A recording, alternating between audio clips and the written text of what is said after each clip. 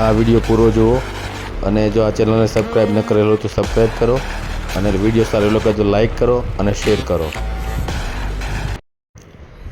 અસ્વચ્છ ધંધો કરતા હોય એના માટે સરકાર દ્વારા વધુ સ્કોલરશીપ આપવામાં આવે છે બાળકોને. 1 થી 5 ધોરણ મળતા હોય કે ઉપરનો અભ્યાસ કરતા હોય તો એના માટે ઘણા લોકો એવા છે કે જે ખરેખર અસ્વચ્છ ધંધો નથી કરતા, એમના વાલીઓ કે એના કોઈ ફેમિલી મેમ્બર, એમ છતાં આવા ખોટા દાખલા મેળવી અને વધુ સ્કોલરશીપ લેતા હોય છે.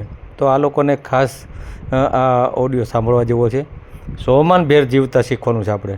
અસ્વચ્છ વહીવટ કરીને આપણે એટલું નીચું ઉતરવાની ક્યાં જરૂર છે?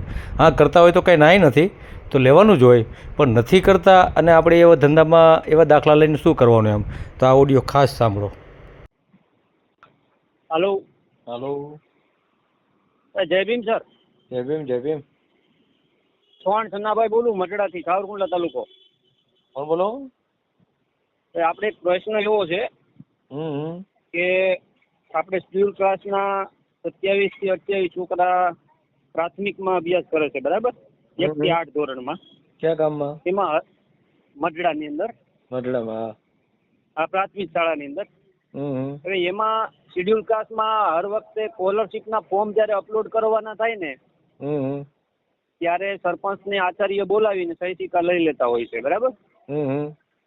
હવે આ વખતે ટીડીઓ સાહેબની મીટિંગ થઈ ને ત્યારે ટીડીઓ સાહેબે એવું કહેવામાં આવ્યું કે જેથી કરીને મતદાનના કોઈ પણ વ્યક્તિએ પૂછ્યું હોય એને કે આ લોકો માટે શું કરવું એમ, એટલે એ કે ટીડીઓ સાહેબે ના પાડી છે, સરપંચ એવું કહે છે, બરાબર?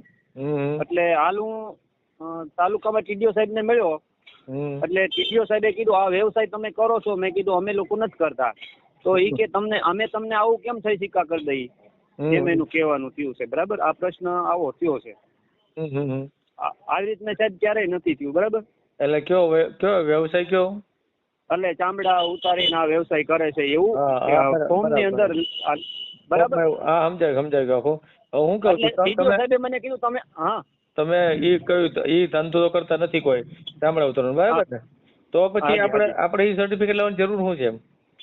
એમ નથી. તો આચાર્યનું એવું કહેવાનું છે કે અત્યાર સુધી નહોતું કાંઈ પ્રશ્ન, અત્યારે આ પ્રશ્ન આવ્યો, બરાબર? નહીં, એ બરાબર છે, પણ હવે હું કહું છું, માની લો કે આ ચામડા ઉતારવાનો ધંધો કરતા હોય તો એના માટે કેટલી સ્કોલરશીપ મળે, અને નો કરતા હોય અને ખાલી એસટી સમાજમાં આવતા હોય તો એમાં કેટલી સ્કોલરશીપ મળે? એમાં બે વચ્ચે તફાવત કેટલો છે ઈ ખબર નથી. આ વખતે 4400 રૂપિયા રાઉન્ડ ફિંગર આવે છે, બરાબર? ભાઈ છનાભાઈ નામ તમારું? હાજી.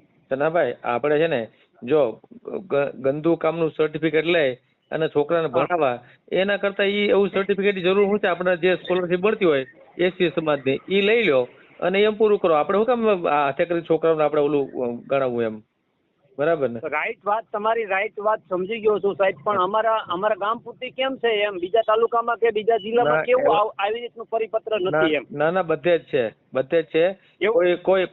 કોઈ એની કડક અમલવારી કરતું હોય, કોઈ ન કરતું હોય, પણ એના કરતા એ અમલવારી કરેક્ટ ન કરે. આપણી જે માનસિકતા રહે એ પણ આપણે સુધારવી પડે ને, એમ કે આપણા બાળકોને આપણે સક્ષમ કેમ ન બનાવીએ એમ? સ્કોલરશીપ તમારી વાત સમજી ગયો છું સાહેબ, પણ કહેવાનો મતલબ તો આ ફોર્મ નું શું કરવાનું? હવે કાંઈ નહીં, ગંદવાળ વાળું ફોર્મ નહીં ભરવાનું. આપણા છોકરાને આગળ નાખવાના છે આપણે, બરાબર?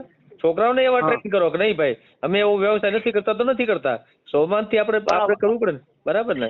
પણ એ વાત તમારી સમજી ગયો. હવે વર્ષોથી આ રીતનું ફોર્મ ભરે છે, તો હવે કઈ રીતે? હજી તમને હું કહું છું કે વર્ષોથી આપણે અસ્પૃશ્યતાનો વ્યવહાર કરતા હતા, હવે ધીરે ધીરે ઓછું થયું છે કે નહીં? એટ્રોસિટી એક્ટ નાંતે દાખલ થયા કે નહીં? તો જેમ જેમ સમાજ સુધરતો જાય એમ આપણે આગળ નીકળવું જોઈએ. પછી એમાં પડ્યું રહેવાનો મતલબ હું એમ કહેવા માંગુ છું. આપણે પડ્યું નથી રહેવું, પણ એનો રસ્તો તો કઈ કરવો પડશે ને. કાંઈ રસ્તો કરવાની જરૂર નથી. કાંઈ રસ્તો આપણે સર્ટિફિકેટ નથી લેવા, ગંદવાળ વાળું સર્ટિફિકેટ લખાવતા હોય તો અમારે નથી જોતું ભાઈ. અમારે સોમાનથી જીવવું છે, એવું ન કરીએ કે આપણે? આપ કરી શકીએ, પણ કેવી રીતે કરવું? કેમ ફોર્મ ભરવાનું? કાંઈ નહીં, ફોર્મ ટીડીઓ સહી નથી કરતા, નથી ફોર્મ ભરવું. ખાલી અમારે એસટી સમાજમાં આવી છે એવું સર્ટિફિકેટ આપો તમે તારે.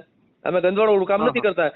એની તો સ્કોલરશીપ અલગથી મળતી હોય ને, આમાં થોડીક સ્કોલરશીપ વધારે મળે છે અને ઓલામાં ઓછી મળે છે. ફરક આટલો છે, બીજો કાંઈ છે નહીં. પણ હાથે કરીને આપણા બાળકોનું કામ આપણે નીચે દેખાડવો જોઈએ, બરાબર? પણ આપણે એ વસ્તુ નથી કરવી, પણ તો એ રીતના ફોર્મ ભરીને એને અપલોડ કરવા પડે ને. એ તમે શિક્ષકારે વાત કરો, મારી વાત કરાવો એવું લાગે તો શિક્ષકને હું કે ભાઈ તમને સ્કોલરશીપ શિક્ષક- તમે એસી તમારે આ ગામડાનો ધંધો નથી કરતા એટલો જ વહીવટ બાકીનું તો તમે આપી શકો એસી સમાજમાં આવતા હોય સ્કોલરશીપ એમાં પણ ના પડે.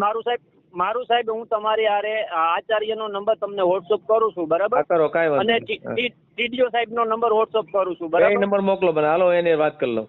બરાબર. હા, એને વાત કરી એને હારે વાત કરીને પાછું એનો ઓડિયો મારામાં નાખ્યો એટલે મને ખ્યાલ આવી જાય, બરાબર? પાક્કું પાક્કું પાક્કું કાંઈ વાંધો નહીં. ઓકે, જય ભીમ સર. હા, જય ભીમ જય ભીમ જય ભીમ. હા. અમરેલી જિલ્લાના સાવરકુંડલા તાલુકાના મઢડા પ્રાથમિક શાળાના આચાર્ય સાથે સ્કોલરશીપ વિશે જે વાતચીત કરી, જેમાં જે તફાવત છે અસ્વચ્છ ધંધા માટે 4400 રૂપિયા છે અને કોમન જે કંઈ એસસી માટે મળતી હોય એ 1600 રૂપિયા અને કન્યા હોય તો 1900 રૂપિયા સ્કોલરશીપ આપવામાં આવે છે. તો આ આચાર્ય સાથે જે વાત કરી એ પણ આપણે સાંભળીએ. હેલો. હા, મઢડા પ્રાથમિક શાળા આચાર્ય હરપલભાઈ બોલે છે? હા હું નિવૃત્ત એજ્યુકેટિવ મેજિસ્ટ્રેટ પીએલ મારું બોલું છું બાબરાથી. હા, બોલો.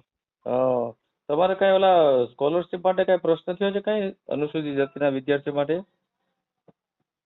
શેના? અનુસૂચિત જાતિના વિદ્યાર્થીઓ માટે સ્કોલરશીપ માટે કઈ પ્રશ્ન થયો છે એમ? નહીં, કાંઈ પ્રશ્ન તો કાંઈ થયો નથી. કાંઈ છે ને સર્ટિફિકેટ લેવામાં કઈ તકલીફ છે એવું કઈ?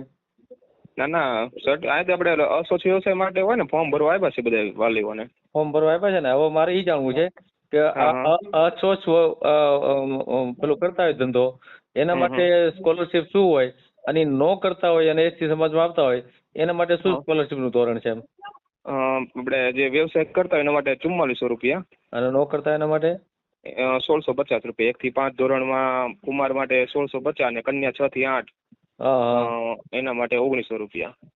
અચ્છા, અને ઓલામાં 4400 બધા માટે કોમન? હા, એમાં બધા માટે 4400. કન્યા હોય કે પેલા હોય, બરાબર.